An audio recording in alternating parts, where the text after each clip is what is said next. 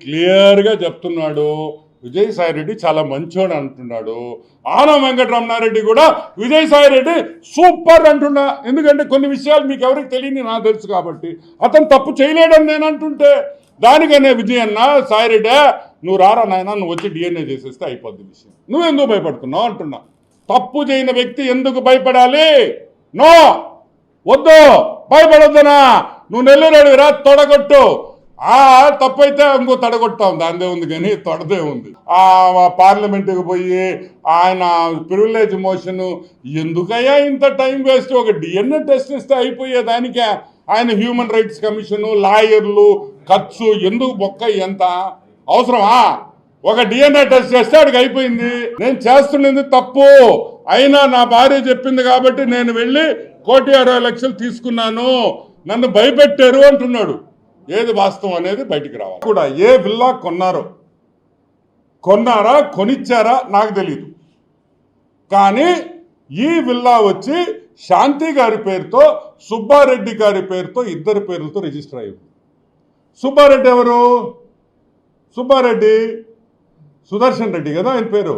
Sudarshan Reddy father, వాళ్ళ ఇద్దరి మధ్య రిజిస్ట్రేషన్ జరిగింది.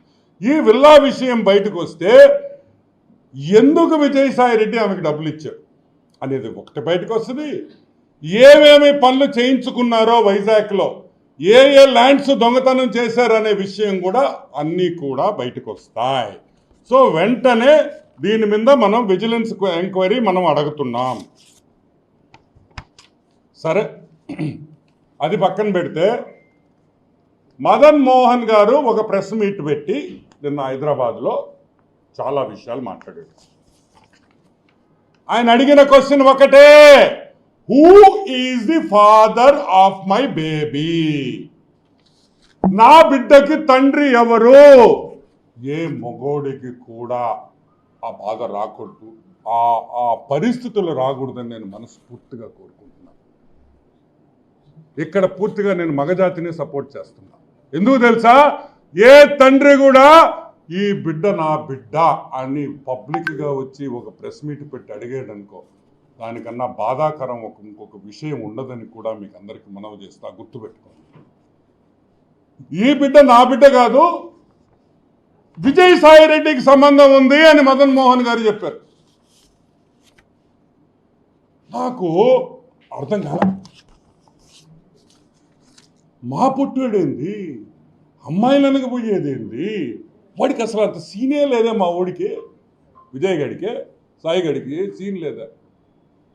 మీరందరు నవ్వుతున్నారు, కానీ అది పూజకి పనికిరాని పువ్వు అని నేను చెప్తున్నా.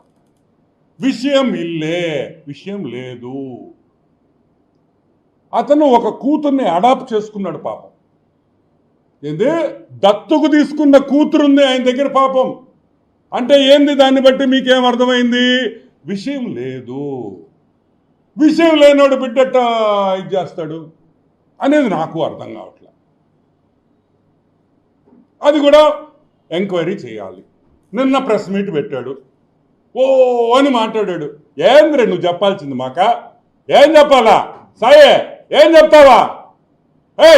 మొగోండ్రా, నేను డిఎన్ఏకి రెడీ రే, రాండ్రా, మొగోడుంటే రండి, నేను డిఎన్ఏ ఇప్పుడే ఇస్తా. మాట్లాడేవారు డిఎన్ఏ గురించా? అంటే ఇప్పుడు అడుగుతున్నా, నువ్వు పూజకి పనికిరాని పువ్వా, పూజకి పనికొచ్చే పువ్వా? అసలు నిజమేంది?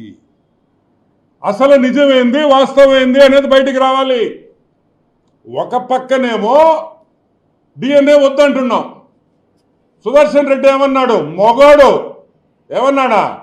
నేను తప్పు చేయలే, నేను డిఎన్ఏ ఇచ్చేదానికి రెడీగా ఉన్నాను, ఐఎమ్ రెడీ, అవసరమైతే రేపు కూడా నేను డిఎన్ఏ ఇచ్చేదానికి రెడీగా ఉన్నాను. నువ్వు అనలేకపోతున్నావు ఎందుకు? ఎందుకు అనలేకపోతున్నావు? ఎందుకంటే తప్పు చేసినోడే డిఎన్ఏకి రాడు. ఆయన మళ్ళీ ఒక సర్టిఫికేట్ తెస్తామేమో, నేను పూజకి పనికిరానని. మేము అనేది ఒకటే, అట ఇట అనేది తేలాలి. ఇది తేలాలంటే విజయసాయిరెడ్డి డిఎన్ఏ టెస్ట్కి ఒప్పుకోవాలి. వేరే క్వశ్చనే లేదు.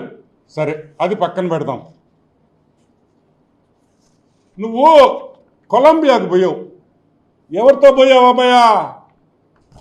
నువ్వు కొలంబియాకి ఎవరితో వెళ్ళావు అనే విషయం బయటికి రావాలి. కొలంబియా, COLO, కొలంబియా, LUMBIA, కొలంబియాకి ఎవరితో వెళ్ళావు? నేను అడగటంలా, మదన్ గారు అడుగుతున్నారు. నువ్వు కొలంబియాతో ఎవరికి వెళ్ళావు అని మదన్ అడుగుతున్నాడు. ఎందుకు అడుగుతున్నాడు నాకైతే తెలియదు. నువ్వు ఎవరితో వెళ్ళావో నాకు తెలీదు. కానీ కొలంబియా విషయం బయటికి రావాలి.